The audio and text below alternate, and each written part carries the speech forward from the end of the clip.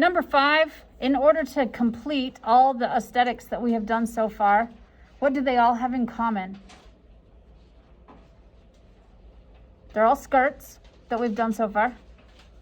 Are they a finished workable pattern? How are you finishing the waist? How are you getting in and out?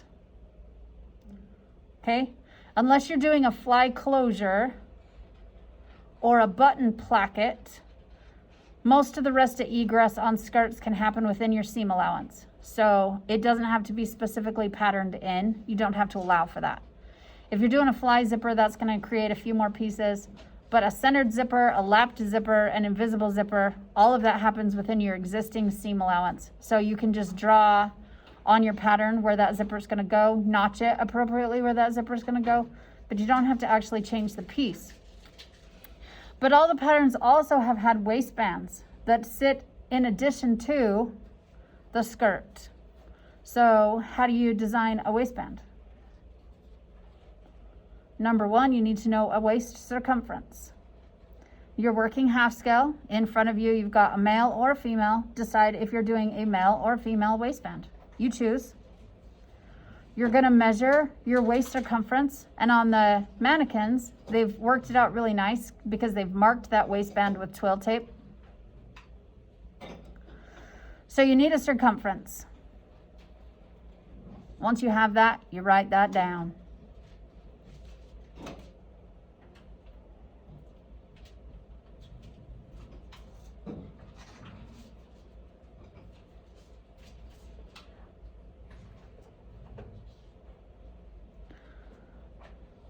What one are you doing, Chad? Cores. Okay, what's his waist circumference? 18 and a quarter. 18 and a quarter for cores. Perfect. So this is male. So we're going to draft this. So we're going to draw our bottom waistband line and make sure it's 18 and a quarter inches. Now, are we having our egress go all the way up through the waistband? Do we want the waistband to overlap and put on a button or a hook and eye? Are we putting in an invisible zipper? What are you doing? If you're doing overlap, then you need to structure in overlap. Okay? How tall is your waistband going to be? Is it going to be 1 inch? Is it going to be 2 inches? Are you going to be pushing the line between a waistband and a yoke and do 2 3/4 just to be sassy? What are you going to do? Are you going to have a seam at the top for structure, or are you going to fold it in half for softness and comfort? All of those things determine what this pattern piece looks like. So if my waistband aesthetic for a pencil skirt, we'll put 2 darts in there so we know what it is. If I'm doing an invisible zipper up the side for egress, that means my zipper is coming all the way to the top of the waistband. I want pretty simplistic lines, so I'm going to stick with an industry standard and probably do 1.5 inch waistband. So I would come up the distance that I want that waistband to be, and then I would double the distance so that I can fold the waistline right here in the middle and have one solid piece as my waistband. Then I just complete the rectangle, seam allowance the rectangle, and I'm finished. It becomes this.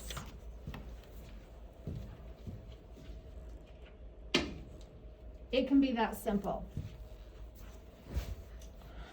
What if you're doing pants and you want there to be a seam line right here along the top because you need it to take a little more gravity, a little more weight, a little more heft?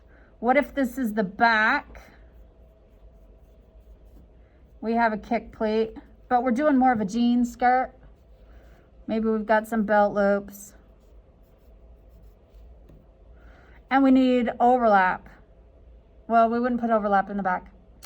What if, just kidding, we're not putting a kick pleat in. But what if we're putting in an overlap? So we can put a button and we're going to put a zipper. Okay? Then I need to know how big this button is, because I need the diameter of the button plus half of the diameter of the button on either side for clearance. So if I have a 1/4 inch button, I don't know why I can't get my brain. This is the diameter. Then I need a 1/4 inch, but then I need 1/8 of an inch on either side. So I need a 1/2 inch total. I would add that 1/2 inch right here on the end, and this is my extension. As it wraps around the body, that would be the overlap. This would be invisible zipper. It's butting flush. Otherwise, you need to know closure distance to be able to have the appropriate amount of overlap.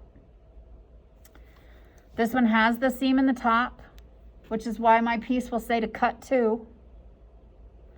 Otherwise, this would just be a fold line and I'd cut 1, but my pattern piece would be double the width. We're gonna need interfacing in here because it's a waistband. Okay, you've got seams here, seam at the top. You can see I've folded up my seam allowance on the bottom because as I install it, that I would have that seam allowance finished already. It just makes closing up the seam so much easier. And then you can do math all day long on this. Honestly, you can measure the mannequin, you can measure yourself, you can do the math. Chances are it won't fit. So when you cut it out of fabric, cut it long, and then test fit it on the body before you determine final shape. And this is also a rectangular waistband, which is going to work great for a male body, but it's going to leave gaps on a female body on the side seams if they have a really tapered waist to hip curve. You're going to want to contour that, which you would determine how much needs to be taken out with darts. You'd close these darts in paper using slash method, and your waistband becomes contoured. That's the only difference between a rectangular waistband and a contoured waistband.